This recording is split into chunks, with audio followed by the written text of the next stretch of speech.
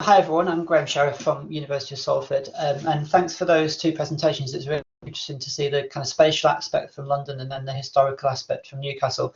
So we're going to talk some more now about people's experiences and perceptions of active travel neighbourhoods, active neighbourhoods, and I'm just going to do a quick introduction and then hand over to Harrie to talk more about what we've been finding out.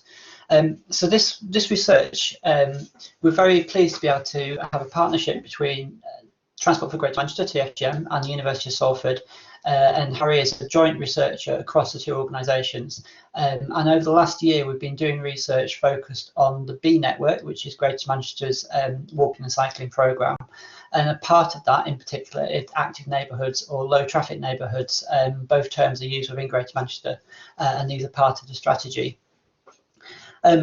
We could see that there was research on low traffic neighbourhoods already, not so much at a Greater Manchester level though, and we wanted to take the opportunity to do some in-depth qualitative research around how people experience these neighbourhoods. So it's not an evaluation as such, it's more a chance to look and really try to understand experiences with the neighbourhoods. And it's a qualitative piece, and we've tried to sort of get behind some of the polarisation that we see in the media, that sort of for and against, and look more at like the kind of nuances behind those in terms of how people experience living in these areas. And a final thing to say really is that COVID has clearly been part of the context for this. It's presented a methodological challenge in the sense that I think we imagined ourselves going to lots of residents meetings and walking around talking to people and stuff, and that hasn't been possible in the way we imagined it. Although Harrie has been able to do some socially distanced walk-alongs. However, it's also been an opportunity in the sense that people have been more connected with their neighbourhoods because they've been spending more time in them during lockdown and restrictions. And also, to some extent, people have been more engaged in local decision making, particularly online. So that's been a very useful time, a very interesting time to do this research. And now I'd like to hand over to Harrie. Thanks very much for the introduction there. So I'm sure a lot of you know, in terms of the media context, that active neighbourhoods, so we call them active neighbourhoods in Greater Manchester, are being posited as a very divisive issue. So we see in media the use of war and battle, politics, hate, these kinds of terms. So this is we wanted to get a more experiential perspective within what's going on in Greater Manchester.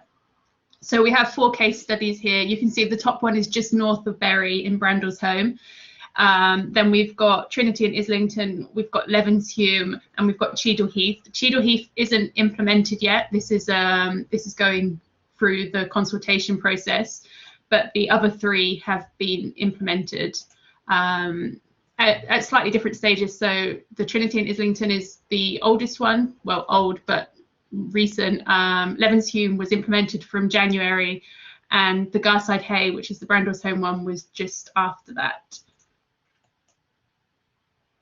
So in our research, we've done a few different methods. So walk-alongs is the main one in terms of the residents of active neighbourhoods or planned active neighbourhoods.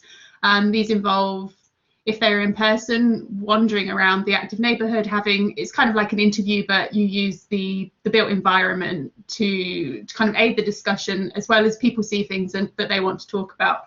And it was a really nice method to be able to do in COVID, because we were allowed to go out for walks together. If people weren't able or didn't feel comfortable doing a walk along outside and in person, then we did an online version where we'd use Google Maps and photos to try and create the same experience. But we also did reference groups.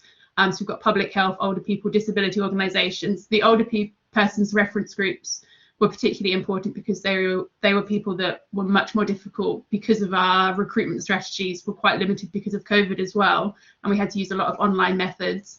Then older people were less engaged with social media, so that was quite a good way to engage, and had some amazing conversations in those groups, and also just some relevant key informants. And we've also been looking at social media, but that's slightly separate. So in terms of the walk along participants, these are the numbers. So we did 6 in Trinity and Islington in Salford, 9 in Levenshume, 4 in Garside Hay, which is Brandwell's home in Bury, and 4 in Cheadle Heath. When you look at their perspectives on the active neighbourhoods, so we've got 11 supportive, 7 unsupportive, and 4 were more ambivalent. They hadn't quite made up their minds. I'm talking about this because the point isn't to show whether there's more people supportive or unsupportive. It's just to give you an idea of who I was talking to.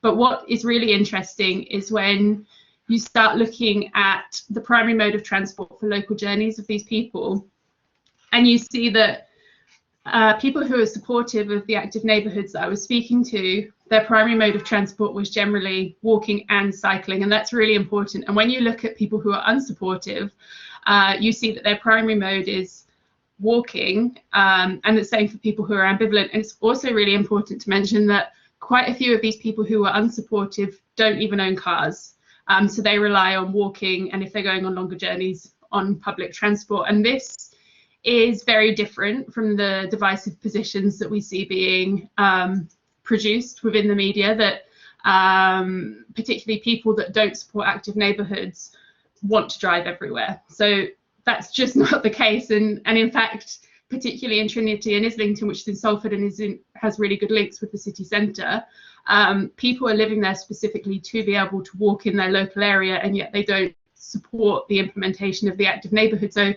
there's a huge disconnection there that needs to be considered and recognised. So this is kind of what I have just been talking about. And so what it kind of is beginning to indicate is that if people are already cycling, that they can see the potential benefits. Well, it's either two things. So one is that they can see the potential benefits of active neighbourhoods, or it is that active neighbourhoods potentially benefit people who cycle more than people who walk, or that's the perception of them when they're first going in. So these are some of my quotes on people's perceptions, especially people who are walking as their primary mode of local transport but don't support their local active neighbourhood, or are more ambivalent. So the first one is, originally it seems like it was more geared towards cycling, and because this person thought that it was geared towards cycling, they didn't really get involved in the processes. So they had leaflets through the door and they just put it down to cycling. Another person, so the next one is, I think the reason why they chose to close Mount Street is because the crossing's dangerous for bikes. So people were, I just wanted to actually pick up on Chris Paul's question, is that committed drivers less likely to participate in these encounters. I think that's very true. But then also you could take the proxy of people not wanting to spend the time engaging within this research as actually those committed drivers, if you want to call them that, wouldn't also engage within consultation processes to a particular extent, or also in political processes, as we saw in London, that a lot of that councillors who were very pro the implementation of LTNs were voted in. So it's that those car drivers aren't who we hear from on social media, for example, aren't voting with their feet. So another one is that talking about cycle lobbyists who want easy access and want to be able to get around on their bikes, but no one's thinking about pedestrians. And that another person says, I think we assumed it was all to do with cycling at first because that's who was talking about it on Twitter, that kind of everyday residents weren't hearing about these street changes from their councils. And when they saw things were happening and they went online, it was people on Twitter that were talking about it. So this idea of the cycle lobby is really strongly propagated on social media. But I think we have to really look at it, because whilst a cycle lobby is a bit of a populist term, in reality, especially within Greater Manchester, because that's the context I'm looking at and that's the context I know, there are really strongly established cycling networks.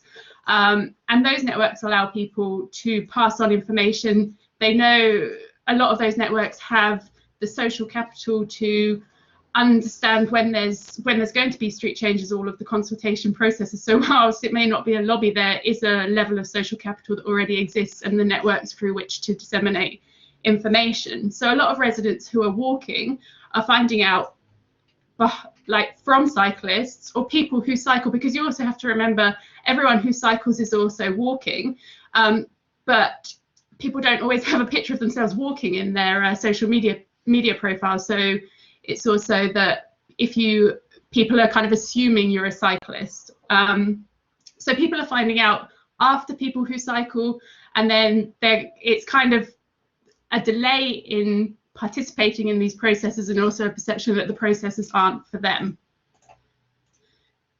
So when you're talking about people who are walking and what they want, the reduction in vehicle numbers is good in terms of the implementation of modal filters in active neighbourhoods, but a lot of pedestrians still need the pavements even if there's reduced numbers of cars. So this is particularly important for mobility impaired older people and visually impaired pedestrians. So if a lot of people who navigate using a white cane, for example, will use the pavement curb for navigation, and older people and mobility impaired people don't necessarily want to use the road because they have to, if there's vehicles, they still have to keep moving out of the way of the vehicle. So it isn't particularly convenient for them. And for a lot of parents, there was, and especially parents with younger children, there was a preference also to use the pavement to not have to keep moving out of the way of cars. And whilst reduced numbers of cars on the roads are nice for parents and nice for children, they still wanted those pavements. But because of pavement parking in particular, the lack of curb drops and the uneven surfaces, actually, if you're putting in modal filters, they don't automatically make anything better for pedestrians. So from my older person's reference groups, the number of older people who were talking about having to walk around looking at the pavement, because if they trip and they injure themselves, those injuries last a lot longer and a lot more serious than they would be for younger people. Another person talking about how they can't physically get to the shop because they don't drive, but also the state of the pavements is so bad, that talking about dropped curbs and the lack of dropped curbs. And saying that actually you go to the corner and the corner is still difficult to cross. So even if you've got dropped curbs at the corner, it doesn't mean that older people can get where they need to go, or people with mobility impairments. And it's not just thinking about wheelchairs and people with prams, but also people using walking sticks.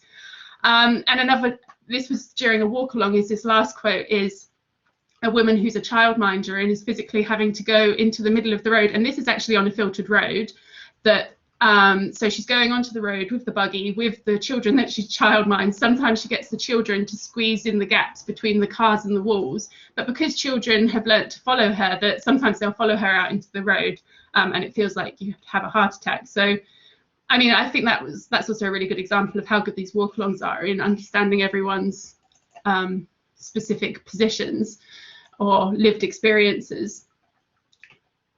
So that's kind of this is just one aspect of the research that's coming through that I wanted to talk about. We're writing a report at the moment that will be, hopefully the final version will be available in September.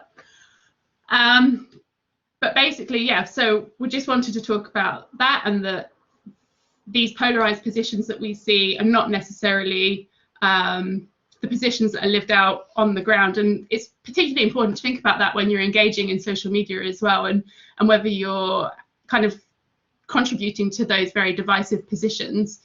And actually what we see is there's a lot more commonalities in people's perceptions of active neighbourhoods. So in terms of the boundary roads and the social inequalities, that's by everybody in the research, and the perception that active neighbourhoods are an incomplete solution, and particularly communication, engagement and monitoring and evaluation, and people's perceptions of that, and how they have been involved in that. But it's obviously too much to cover in this presentation, so you can contact us if you're interested, and we'll make sure that you get a copy of that report. Thank you very much.